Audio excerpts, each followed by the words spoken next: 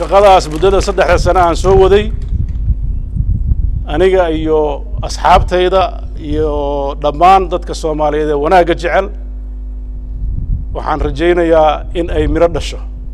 3 sano muddo ku siman ayuu sheegay madaxweynaha Puntland Siciid Cabdilaahi Dani ee hadda isku sharaxay xilka madaxweyne ee heer federaal in uu ololihiisa soo bilaabay dad badan ayaa hadda ku baraarugay damaca Dani ee kursiga ugu sareeya dalka ee heer federaal 2017 ayuu sidan oo kale isku sharaxay kursigan balse waa uu ku hongoobay Siciid Dani kadib waxa uu soo wareegay dhanka Puntland 2019 xilka madaxweyne ee maamulka Puntland ay isku sharaxay hankiisa waxa uu ahaa in Puntland ay tahay jaranjarada kaliya ee uu ku tagi karo kursigaasi balse shacabka Puntland waxa islahaayeen waxa uu dhaami doonaa madaxweyne gaas oo gatay dekadii Boosaaso Siciid Dani balse waa ay ku hongoobeen oo waxa uu noqday kuud ka guur oo qanja u guur habeen ka hor ayuu shaaciyay inuu u sharaxan yahay xilka madaxweyne ee Soomaaliya haddaba hadafkiisa koobaad ayuu sheegay Siciid Dani inuu yahay farmaajo in kursiga laga tuuro cid kasta oo fikirkiisa ku raacsan ah uu kala shaqeynayo inuusan sii joogi karin Maxamed Cabdullaahi Farmaajo xilka oo aysan adag tahay in dalkan uu hore u sii socdo hadafka koowaad oo leeyahay waa kaas waxaan rabaa inaan kala shaqeeyo cid kasta oo hadafkaas leh balse dad badan ayaa marka ay qiimeeyeen hadalka Siciid Dani waxa uu soo baxday in mowqifkaas uusan waxba ka duwaneen kii jamhadihii 1991 xilligaas oo jamhadihii hubeysna mowqifkooda uu ahaa in madaxweyne Maxamed Siyaad Barre xilka ay ka tuuraan oo kaliya balse aysan lahayn wax kale oo ajenda ah Dani iyo halka ay kala joogaan midowga musharaxiinta musharax madaxweyne Siciid Dani waxa uu dagaal galiyay midowga musharaxiinta muddo ay saaxiibo dhanka siyaasadda ahaayeen midowga musharaxiintu waxay ka diideen madaxweyne Farmaajo in muddo kordhintii 2 sano ahayd waxa ay diideen sidoo kale qorshihii doorashada ee qof iyo cod oo uu madaxweynuhu soo bandhigay ee Xaliimo Yareyna ay sheegtay in muddo kooban ay ku qabanayso taa beddelkeedna waxa la isku raacay in dalka uu aado doorasho dadban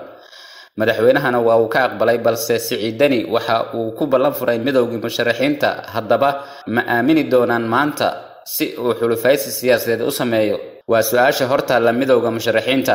Dani iyo hagardaamooyinkii 3 sano ee xilka uu hayay ee Puntland uu uga tagi doono waxa uu sheegay madaxweynaha in dimuqraadiyad uu keeni doono haddii la doorto waxa uu qabtay doorasho uu ku boobay kuraastii matalaadda ee beeluhu lahaayeen isimadii ayay kala dhaqaaqeen dagaalkii Boosaaso oo dhaliyay khasaare naf iyo maalba leh weerarkii baarlamaanka oo uu dhiigu ku daatay gudoomiyihii baarlamaankana xilka looga tuuray xubnihii baarlamaanka ee xasaanada laga qaaday markii ay ka hadleen danaha ummadda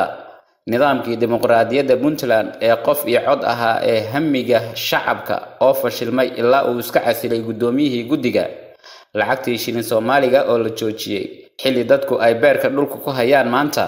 intaas oo idil waa xusuusta Siciid Dani oo maanta u sharaxan madaxweynaha Soomaaliya ee Puntland uga tagi doono haddaba maanta Siciid Dani waxa uu leeyahay mar kale waxaan abuurayaa nidaam horumarka ka shaqeynaya oo turxaan bixinaya khilaafaadka bulshada haddaba isjecelkaasi madaxweyne Dani uu sheegay maanta Puntland ma ka jira inta aan la gaarin xamar iyo dib u heshiisiinta Soomaaliya dad badan ayaa qaba in Puntland ay u baahan tahay in dadkii kala irdhoobay la isku soo dhaweeyo beelihii kuraasta ku kala tagay iyo kuwii isinkooda koofiyada uga tuuray kuraasta dartood iyo beelihii loo itaal sheegtay maadaama ay ka soo jeedeen qabiilo inta badan Soomaalidu ay yasto